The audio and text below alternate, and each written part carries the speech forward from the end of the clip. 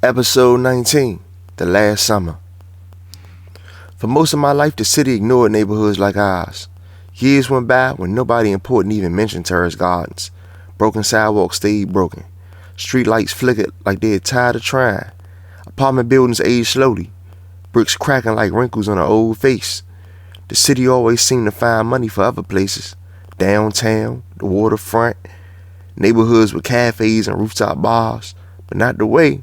Not Palace Courts, not the places people only drove through with their doors locked. For years, nobody cared. Then one day, they suddenly did. And that's when everybody started getting nervous.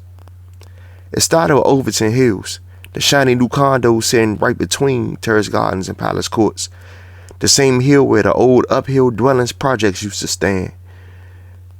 Back then, that place had a reputation so bad, people crossed the street just to avoid walking near it.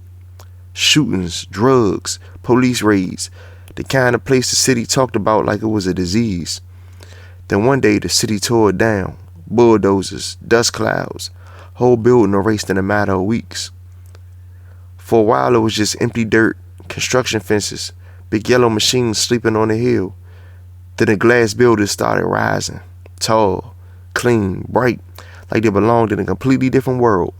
Sidewalk cafes appeared, dog parks, brand new trees planted in straight lines, people jogging in the morning wearing headphones and expensive running shoes, people walking teeny dogs in sweaters. Every time someone from Terrace Gardens walked past it, they felt the same thing. These people looked at us like we didn't belong there. Dre was the first one to say it out loud. We were sitting on a stoop, watching a moving truck pull into one of Overton Hills buildings. Man, look at that. Jojo squinted towards the terrace. They got a doorman. Peanut pointed at the sidewalk. They got lights wrapped around trees?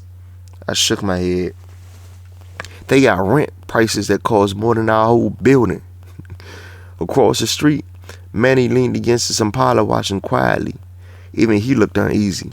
Because when neighborhoods like ours suddenly got expensive neighbors, something usually followed. The news confirmed it 2 weeks later. I was sitting in the living room when my mother turned the TV up.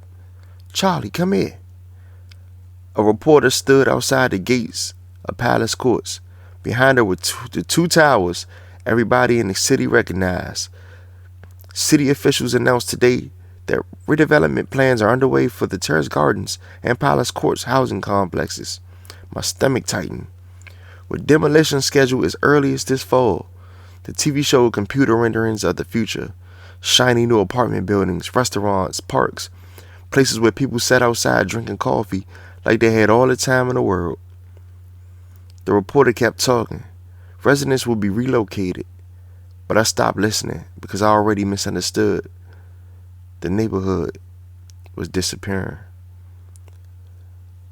Outside the next day, the entire block was talking about it. Old heads on benches, parents leaning over balconies, kids whispering near the basketball court. Miss Sheila stood outside the community center shaking her head slowly. They trying to erase us, y'all. Jose leaned against the maintenance cot. I've been fixing these buildings for 20 years. His voice sounded tired. Drake kicked a rock across the pavement. Man, where we supposed to go?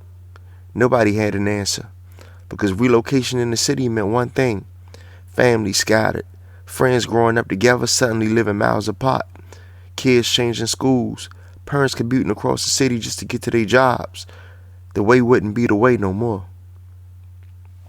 A few days later, something strange happened. People from Terrace Gardens and Palace Courts gathered together in the same place. The park between the neighborhoods. Normally, those two places didn't mix peacefully. Years of tension, arguments, fights, but this was bigger than that. Handmade signs filled the air. Save our homes. Don't erase our community. The way stays. The court stays. Mothers stood behind grandmothers. Teenagers stood behind old men. Even Manny stood there with his crew. Malik beside him like always. Across the crowd, guys like Palace Courts guys, and they all just nodded respectfully, because for once, everyone was fighting for the same thing, fighting with the same energy. The protest made news. Neighbors chanting, People speaking in the microphones. Mothers talking about raising their kids there. Old men talking about living in them buildings since the 70s. But the city only listened politely. The politicians promised to review the concerns. Everybody knew what that meant. Nothing.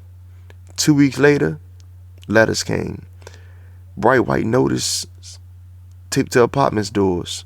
Cold city language. Notice of relocation and demolition.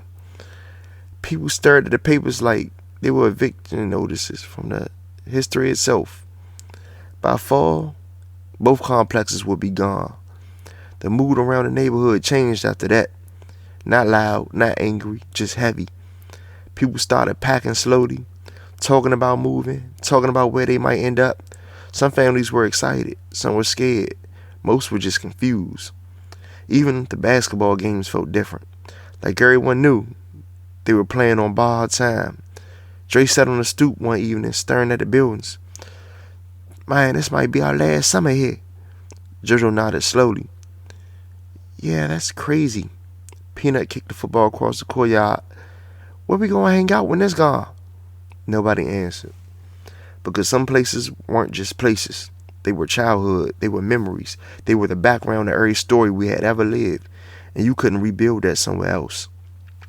That night I sat by the window with my notebook again. Courtyard lights flickered. Kids still playing. Music drifting between buildings. Terrace gardens looked exactly the same. But now everybody knew something. It wasn't going to stay that way. I started writing in my journal. Sometimes people think neighborhoods are just buildings, bricks, concrete, old apartments that need to be replaced. But a neighborhood is really people, memories, stories that happen on sidewalks and stoops. You could tear down buildings in a day, but you can't rebuild the life that happened inside them. Maybe God lets places change for reasons we don't understand yet. But tonight, I'm realizing something. This might be the last summer the way ever feels like a home. And I'm starting to understand why every moment suddenly feels important. Chapter 19, The Last Summer.